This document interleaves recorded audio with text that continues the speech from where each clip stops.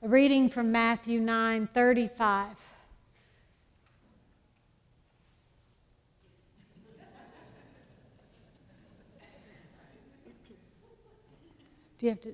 Jesus went through all the towns and villages, teaching in their synagogues, proclaiming the good news of the kingdom and healing every disease and sickness. When he saw the crowds, he had compassion on them because they were harassed and helpless like sheep without a shepherd. Then he said to his disciples, "The harvest is plentiful, but the workers are few. Ask the Lord of the harvest, therefore, to send out workers into his harvest field."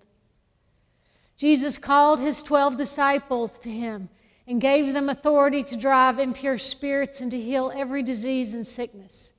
These are the names of the 12 apostles. First, Simon, who is called Peter, and his brother Andrew, James, the son of Zebedee, and his brother John, Philip and Bartholomew, Thomas, and Matthew, the tax collector, James, the son of Alphaeus, and Thaddeus, Simon the Zealot, and Judas Iscariot, who betrayed him. These 12 Jesus sent out with the following instructions: "Do not go among the Gentiles or enter any town of the Samaritans. Go rather to the lost sheep of Israel. As you go, proclaim this message: the kingdom of heaven is near. Heal the sick, raise the dead, cleanse those who have leprosy, drive out demons. Freely you have received, freely give."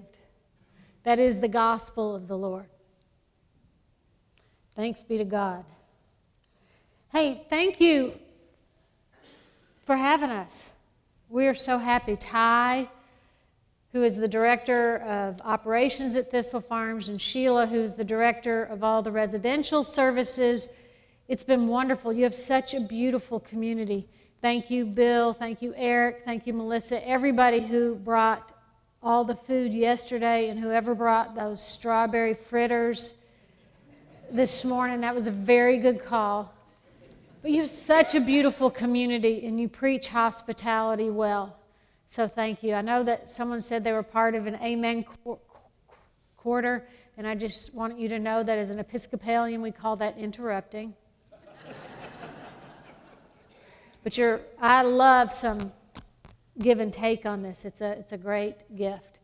So we are part of a community called Thistle Farms that started out with one house. It's grown into a global movement for women's freedom with about 800 beds nationally in 80 cities for women survivors and about 46 global partners. So it's been this life journey for me that started in Nashville but has carried us all over the globe with this beautiful gift of how to see the gospel. And so I love it that this summer we are reading from the Gospel of Matthew. That is in the lectionary, and we get to hear this whole journey of how Jesus is training disciples and how he's sending them out. And really the question Jesus asks his disciple and thus asks us this morning is, how low can you go? And some of you may know that's an old Chubby Checker song about how to do the limbo. But going low is a very spiritual journey to take. There's that song, Swing Low. And by the way, I had goosebumps when y'all were singing Holy, Holy, Holy. Oh my God, that was so beautiful. Thank you for that. Thank you, thank you. Swing Low, Sweet Chariot is a spiritual song. And what that means is swing low. It means that there's these heavenly chariots that we know in the sky, and the prayer is for God to swing them low enough so you and I can get on board. That it's one thing to be lofty, it's another thing to understand the holiness of lowliness so that we can obtain it. And then there's that beautiful song that goes, my heaven is so low you can't get under it. That's how deep it runs. And so Jesus is, in the beginning of this chapter of Matthew, is saying to his disciples, let me tell you how low I can go. Through word and deed, he's saying that. So the first thing he does is he heals all the wrong people. He heals the occupied the occupied army's daughter, the captain of that army's daughter. Then he invites the reviled tax collector, Matthew, to his house to eat. Then he allows an unclean woman to touch him. And then he says, what I want you to do is I want you to go out there and go as low as you can. Go to the lost sheep. Go to those who suffer from leprosy. Go to the places people don't want to and get down and understand the intimacy and messiness of healing. It's a beautiful thing for us to reflect on, given all the ways this world can make you feel like I'm not big enough, I have to do more, I have to fly. And Jesus is saying, I want you to go low. Going low, there's all kinds of symbolism and representation of it.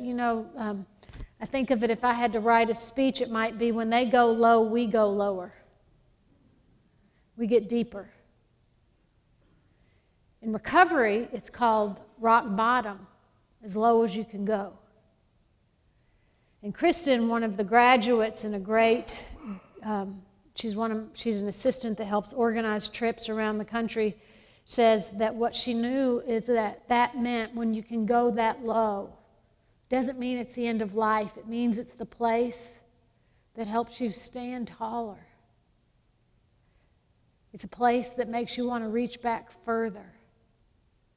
It's a place that gives you such a deep sense of compassion that you're ready to love the world.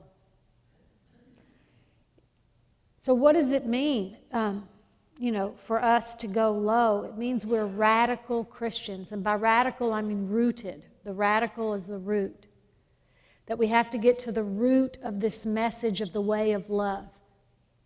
We have to dig deep, get through all the hard, dry ground and find what's there. The plant with the biggest, deepest taproot is the thistle out in the fields.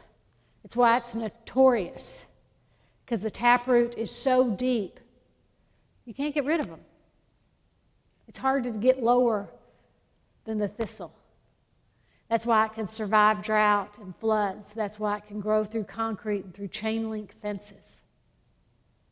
It's why we named it Thistle Farms. We named it Thistle Farms because that was the last wildflower growing in the alleys and the streets where the women that I have been privileged to serve for more than 30 years walked and tried to survive.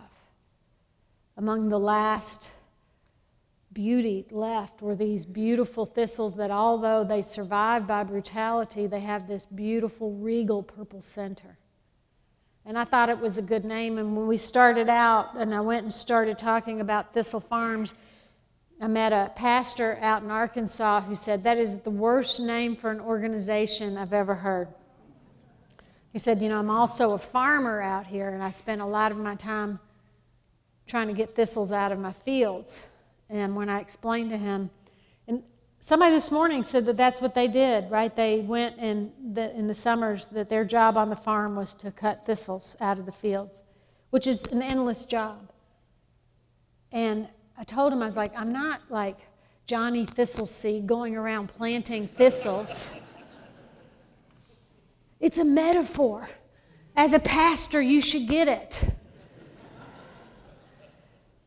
It's this idea that it's a lowly flower that has a lot to teach us about how we can love the world. And this week, the thistles come back into play as we think about this place in the world of how we can be and how we can live and how we can get low enough to love each other. How can we get to be with one another in a way that is healing on this intentional walk we are making around a table and in love?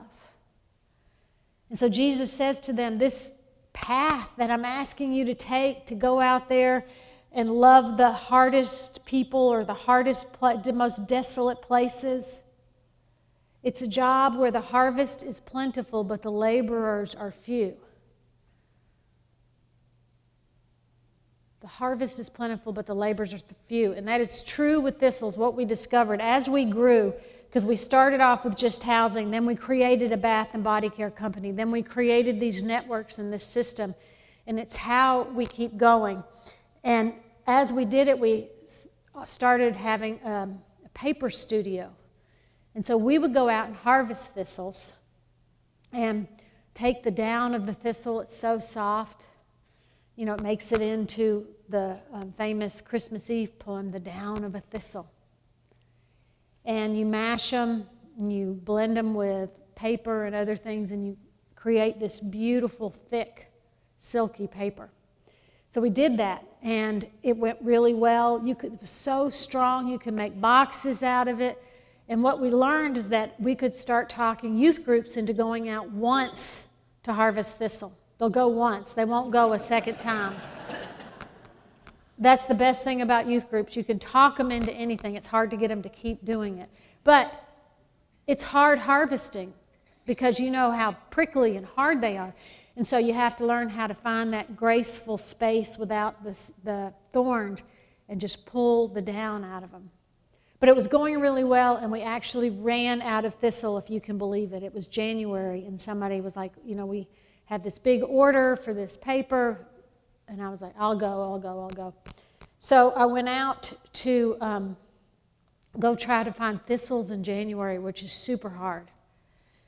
And you can harvest dead thistle. It's no problem getting, because a lot of the down doesn't fly out, so you can get thistle. Found a place on the side of the road outside of Nashville on Highway 100 where the Tennessee Department of Transportation, TDOT, hadn't cut it down, and there was this huge, vast expanse of grassy land with thistles all in it. And I was like, yes! Got my Kroger bag out, went to this side of the road. I started picking thistles. A car starts to drive by and slows down where I am. And I look over at the car, and he looks really scared, like concerned. Like this poor old woman is hunched over on the side of the road picking dead thistle. Like, who should I call? And I saw how he was looking at me, and I just laughed and waved him on so he could be assured I was of right mind. And when I saw himself through my eyes, I just laughed and thought, oh my gosh, I did start off as a metaphor. And now I realized, after decades of ministry, I've actually become a thistle farmer. I am a thistle farmer. What lower place could you ask in the world of pastoring than to be a thistle farmer? And then I stood there weepy with gratitude. I felt so free. I felt so grounded.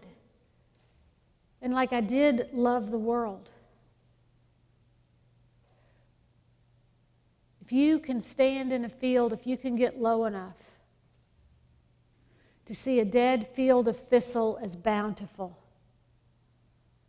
you can imagine how beautiful the world looks. And how you can imagine you don't have to leave anybody behind. Thistles are universal. There's nowhere you can go that you can't find them.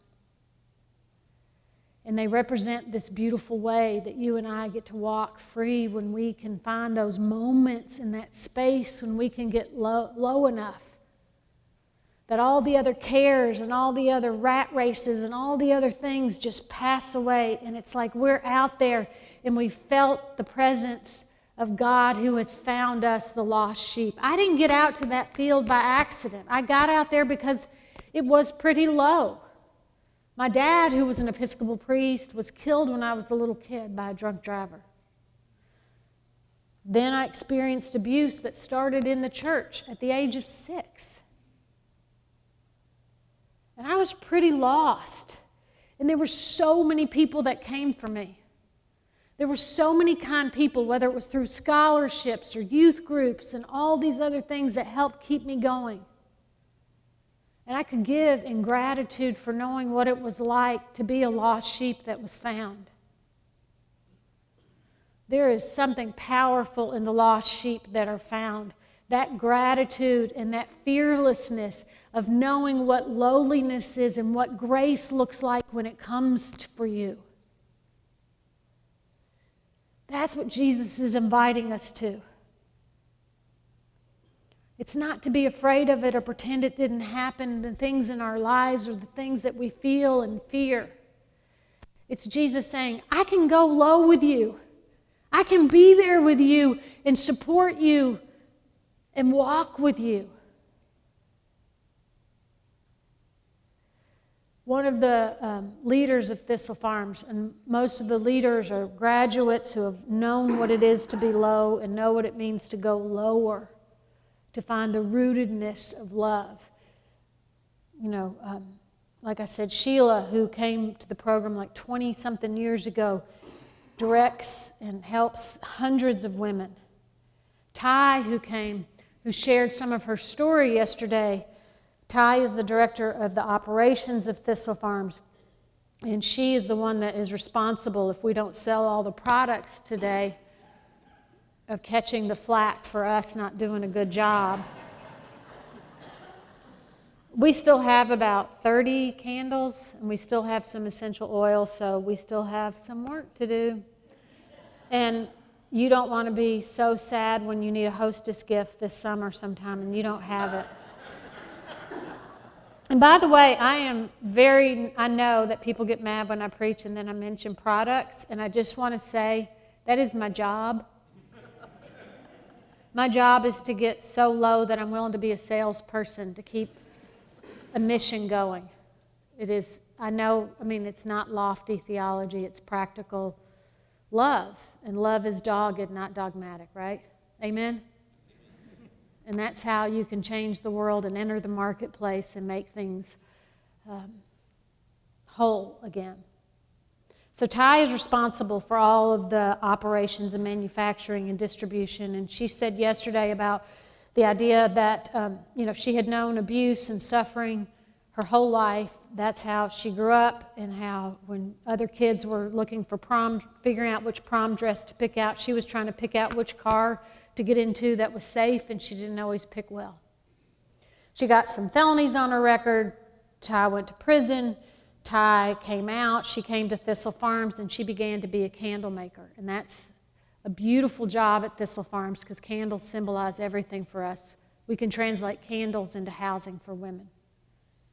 We can show it on paper and on balance sheets. She did that for a little bit over a year, and then there was one more charge on her record, so we all went to court with her to explain to the DA in Lewisburg that, she was doing everything right. She was recovering. She was costing the state nothing. She was paying taxes. She was making restitution. She was getting to the roots of the problem, and she had a powerful and loving community around her, and they sentenced her that day to 14 more years. And they took her out of the court. We wept, and through advocacy and a beautiful parole board on her first parole hearing, 3 years and 1 day later, they let her out of timeout, at a cost of $150,000 to the state of Tennessee. And on the day she got out, she walked back into the manufacturing space at Thistle Farms and started pouring candles. Just for a minute, try to imagine that you have been through so much in your whole life, and it feels like that everything is stacked against you to keep going lower. I personally might have been so mad and so upset. I know I would have probably headed to a bar, to be honest. Or headed just lost. She came back in there and I just said, Ty, how are you doing this? How have you been through so much and you're still so full of compassion and peace? And she said, I did it because of community. I did it because I knew y'all wouldn't abandon me. You were going low with me. No matter how low it went, Ty went lower to a deeper place, and Ty is a master in peace and love. She trains hundreds of women about what it looks like to take your first job and to start training and doing this work. She is a hero and a joy, and it's a privilege to be around her. We can get low in seasons in humility, and love calls us deeper and says there's something even deeper than that that is healing and hopeful in this world. That's the invitation today for you and I, is to do this, work together. There is an old prayer from the Singapore Mission Society that says it better. God, stir the soil. Run the plowshare deep. Cut the furrows round and round, overturn the hard, dry ground. Spare no strength or toil, even though I weep. In the loose, mangled soil, sow new seeds. Free of withered vine and weed, bring fair flowers to bear. Amen.